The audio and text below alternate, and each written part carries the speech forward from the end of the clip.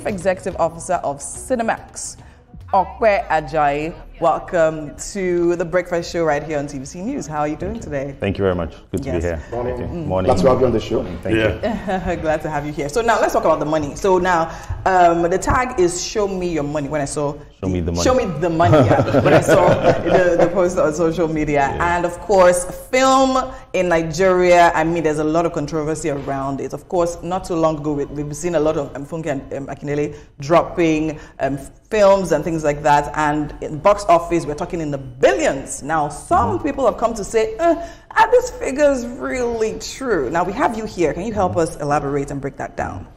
I mean, so first of all, I mean, like any other industry, the industry has its own challenges. Generally speaking, we have a unified form of reporting. Yes. So the figures are true.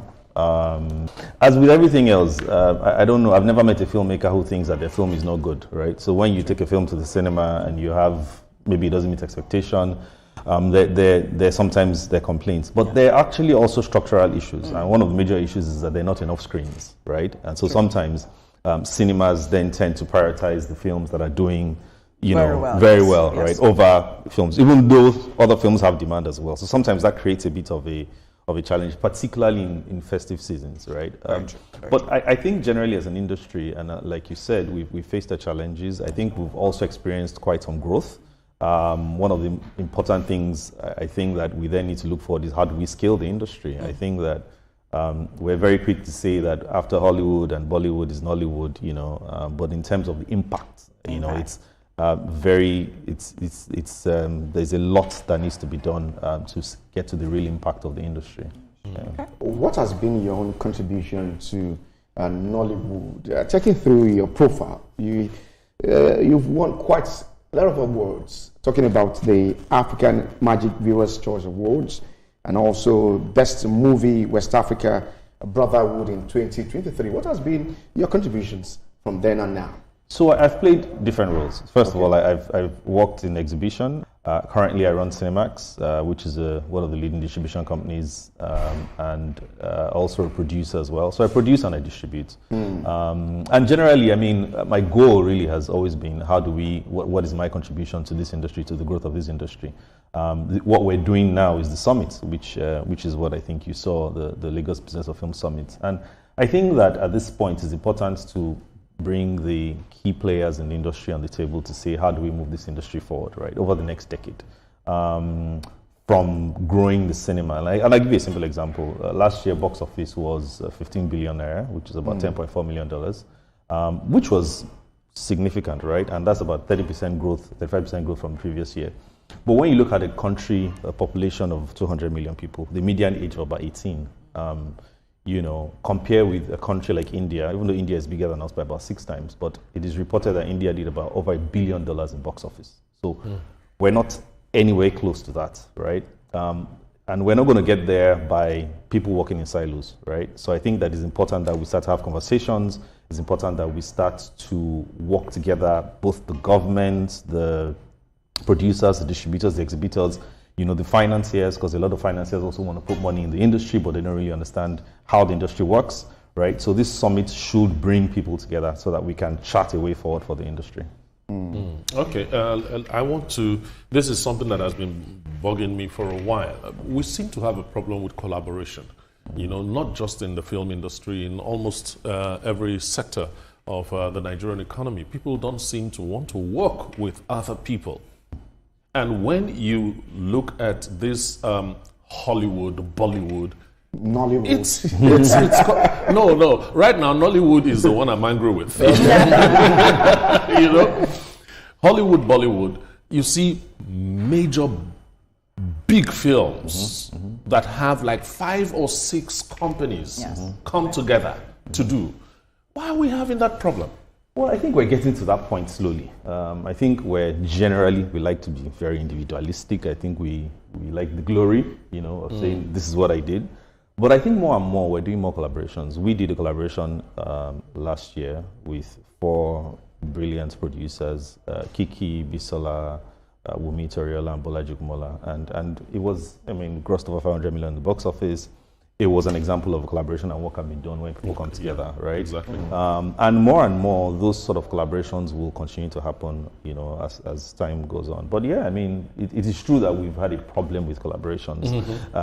But I do think that is slowly changing, and people are beginning to see the benefits of, you know, working together and growing together, right? And I think that that's also one of the reasons why these conversations are necessary. Yeah. And that's what grew Hollywood and Bollywood. People have to have to come together.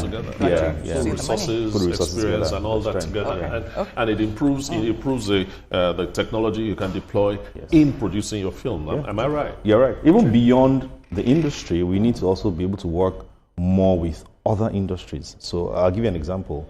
You know, some figures say that there are less than 200,000 subscribers on Netflix. Right? For a country as big as this, part of the reason why I think that is also because broadband penetration is low, right? How do we work more with the mobile sector? How do we work with them to combat piracy as well? Those are some of the issues that we then need to work together to say, how do we grow this industry, right? So we can't really work in silos. You know, both within the industry and even outside the industry. Which actually makes sense. Okay, so now let's talk. I mean, on 30th of January, right here in Lagos, we'll be having the Lagos Business of Film Summit, tagged Show Me the Money. Now, I mean, first of all, where was that idea born from? And also moving forward, what are the expectations? What do you desire to gain out of that? So first of all, again, the desire is based on some things we already said, the challenges in the industry, and the need to collaborate even more, right?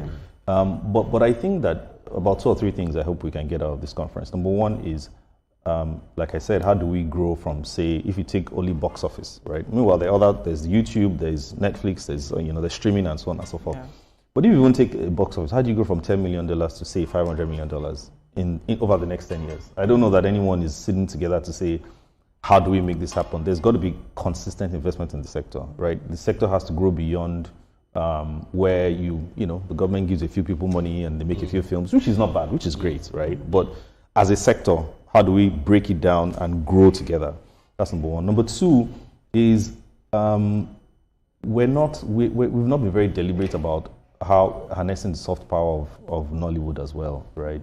Everything we know about the West, about the US, for example, is from Hollywood. I mean, up until a few years ago, where everyone is on social media and tweeting and all of that, everything we know about the West is from films. You know, when you think about France, you think about love, you think about, we don't have there's no concerted effort to say this is how we want to harness the soft power of our industry to sell our country, right?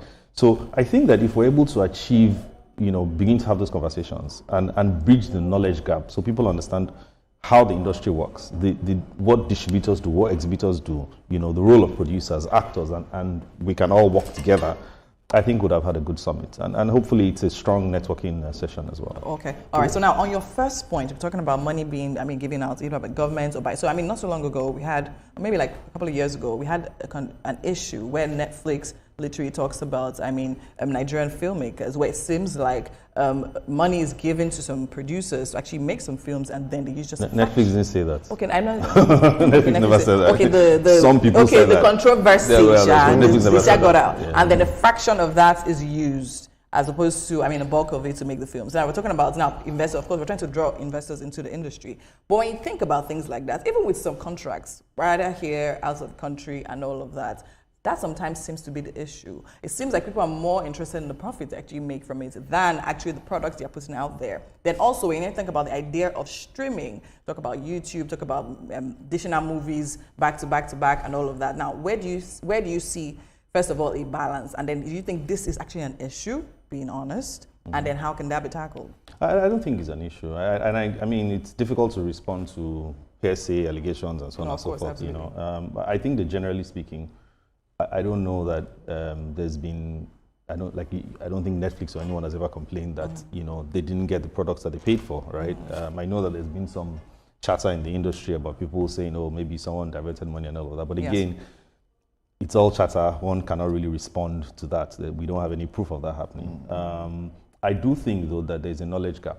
Because part of what the issues are sometimes is people don't know what it takes to actually make a film, right? It takes an entire village, from costumes to makeup to food to logistics, diesel to the sheer cost of making a film. Sometimes I think that people underestimate that, and Nigeria is one of the cheapest places to make a film as things are today, even with all the controversy, right? Like good the thing? same- Are you saying that like from a It's good good and angle? bad. Okay. It's good because, yes, we can get a lot of things done cheaply. It's bad because we need more structures, right? And because with more structures, then we can get more investment, right? Today, one of the other things I hope we can get out of the summit is what are the things that we can put in place as an industry and as the government to draw more investment into the country. When Hollywood wants to shoot in Africa or streaming giants want to shoot in Africa, they go to South Africa first, then maybe Ghana next. We have the strongest, the biggest independent market of producers, but we don't get any international collaborations. And why do you think that is? There are a few things. I think one of the major things is there are not enough incentives, right? There are not enough incentives. Like if you want to shoot in Ghana today, there's a body that handles that handholds you all through, that works with their producers. We have it in Nigeria, but I think that we need to do more. If you want to shoot in South Africa, you get certain rebates. So if you invest, say, $1 million, the government gives you back, about 20-30% of that. I'm not sure what the numbers are, but there are incentives to shoot in those countries. I don't know that we have clear incentives to shoot in Nigeria. Is that why, Mr. Ajayi, I need you to be sincere to Nigerians at this time. You watch some movies in the country, you keep wondering, where's the plot, where's the suspense, and you keep wondering, what kind of movie is this? Is that why we still have low quality of production of some movies in the country? Well, I think that there are low productions everywhere. I don't think that's peculiar to Nigeria. But again, the thing about film is always relative, right? There are people, what you consider low quality, some people love it and binging on it, right? A lot of the films that are on YouTube today, people have said, oh, these films are low quality, these films are not good enough, but people are watching the films. So again, it's difficult to call films low quality sometimes. Where there are those suspense, sometimes you keep watching that, you can even predict that this is what will happen next. Yeah, just listen to just the watch. soundtrack. Again, it's all relative. License, It's yeah. all relative. What you would like is different from what your driver would Exactly. like. It's different from what, everybody has different tastes. So I hear you loud and clear. I mean, there's some films that I can't even get to the first 15 minutes, but the film has gone on to gross hundreds of millions. So will you say it's a poor quality film? You can't say that. Because some people are enjoying it. Or the film has amassed a lot of views on YouTube or on streaming platforms. So it's very subjective. All right, let me ask you to show me the money. Yeah. so to say, let's talk about the level of investment in Nollywood 4 or 5 years ago and how it is now. And what are your projections for the next 5 years? I mean, I think that there's generally more interest in Nollywood. There's more investment as well, but there's not enough knowledge. There's not enough structure, and which is why these conversations are important. Yeah. I think that my projections, I think that easily we can continue to grow at about 30-35% a year, but I think that we need a lot more than that to be able to get to where we really should be as an industry. So I think, in a nutshell, the future is really in our hands. It's what we make of it. Like I said earlier, we have a median age of 18. So over the next 10 years, the 18-year-olds will become 28-year-olds, right? Those people will have jobs. They will be, they will earn. Two things will happen. They can work more in the industry, and they will also consume content. Right? So we're really at a point where I think it's very critical that what we put in place in terms of infrastructure and funding will catalyze the next 10 years. We just still talking about money. How bankable is Nollywood? Are we having banks interested in financing film projects? More than ever before. It's more than ever before. Tell where did the consciousness come? So I think the major thing that has held investment in Nollywood has always been collateral. Like everything else, it's Collateral. What do you hold when you invest in film? Nothing, right? But now people are beginning to see that IP is something. So the intellectual property is value. So more and more financiers are beginning to say, you know what, you can make the film and then we own part of the IP, or we own the IP, as the case may be. However, I must say, where the industry is, we're not yet at the point where you can treat it like any other industry. It requires patient capital, requires single-digit loans to be able to get to that point, right? So it's not, but there's a lot of interest, in the industry.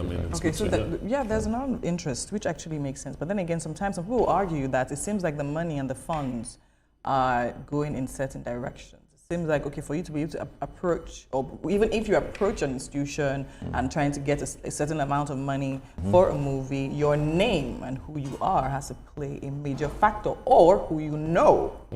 Now, would you say that is correct? I think in every industry, your name and who you are should play a factor.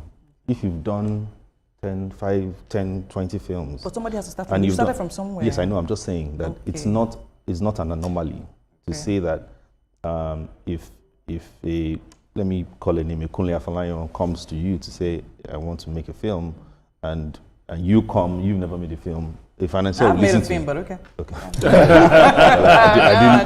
I didn't know. And you come to the same financier, it's only normal that they will listen to Kunle before they listen to you. It's just because of the name. Because of the name, because of the track record. It's only normal. So that's not, So now, how does this help to encourage? Younger filmmakers trying to break into the industry. So there's got to be channels, grants, funds where people who are doing it for the first time need to be able to access, right? And I hear you loud and clear that you have to have the opportunity for people who are doing it for the first time, right? At what point can we ensure community movies being shown at the community level cinemas? Because sometimes you keep wondering, you need to move from one point to another. How do we get it closer to the people at the grassroots? Well, it's a model that one continues to look at to see how it works.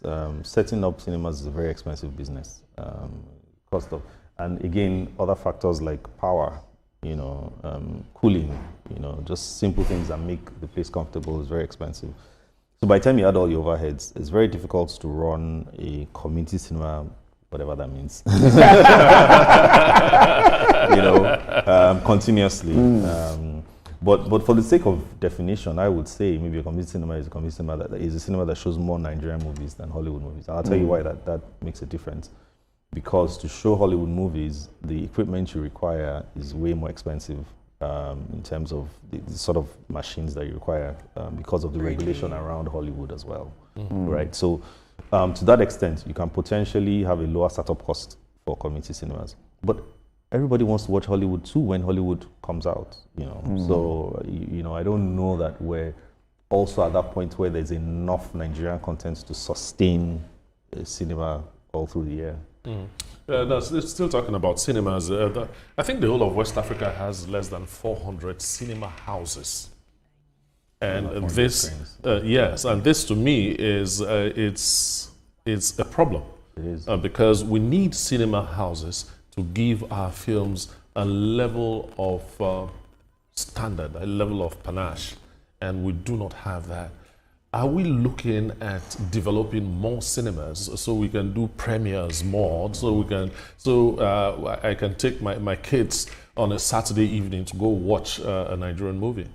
It has to be, it's the foundation of the growth, more cinemas, more infrastructure. And that's why I said low digit financing is also important, right? It has to be the foundation because every country... Low digit financing in Nigeria. So that's sometimes where you need the government intervention. Intervention, okay. That's why you need government intervention. That's why you need angel investing as well. Because over time, it will pay, right? But in the interim, you can't grow it. You're going to swallow it. You're going to swallow the business. So we talk about how we're over 200 million Nigerians and all of that, and of course everybody, for some of entertainment, people want to watch movies, but sometimes it seems as if certain movies are created for luxury or for a certain type of for a certain class of people. And that, now talking about the cost of watching a movie now in Nigeria, the last time I was at the cinema I paid 10,500 naira aside popcorn and drink. How much did you pay for when you go out on a date? No, that's not the point. Is that the That's not the point. That's not the point. My point is that cinema now is seeming like it's really coming to a point where it seems like, okay, fine, this is going to be a luxury. So we're talking about financing. Of course, it's definitely a circle, right? Movies are created. The producers are thinking, okay, by the time I put in movies, after this amount of people watch, by this figures, this is what I'm to get out. Now, how are we talking, how is that helping? And then how can we literally make it maybe even cheaper and more affordable, let me not say cheaper, for the common Nigerian? I think cinemas are faced with the same problem every Nigerian business is faced with, which is high cost, diesel, salaries, I would a new tax law now, and you'll not be paying over 10,000 naira or 15. Right, to just watch a movie for an hour. No, you're taking it for granted that he has read the tax law.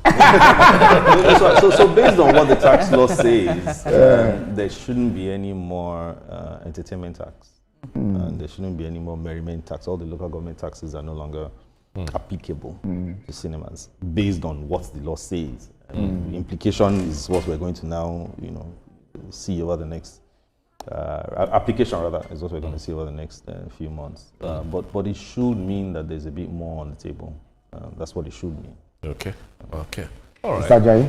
You didn't answer my question, Shah. Well, because I don't know the answer to your question. You don't know the answer to my question. I guess because, like I said, everyone is faced with the same challenges. Even the people who are producing films too, the costs have doubled. So basically, it's like, okay, fine, you want to watch if I can afford it. Please don't put let's leave it. Ope Ajayi on the spot. I'm also Ajayi. You need to be careful. I'll put some of you on the spot. All right. Right. Okay. It's a fine place to leave it this morning. Thank you so much for joining us on the program, My Ope pleasure. Ajayi. We'll take a break at the moment, and the sport guys are ready to tell us what do we expect concerning Nigeria and Algeria this evening. Do not go anywhere. We'll be right back.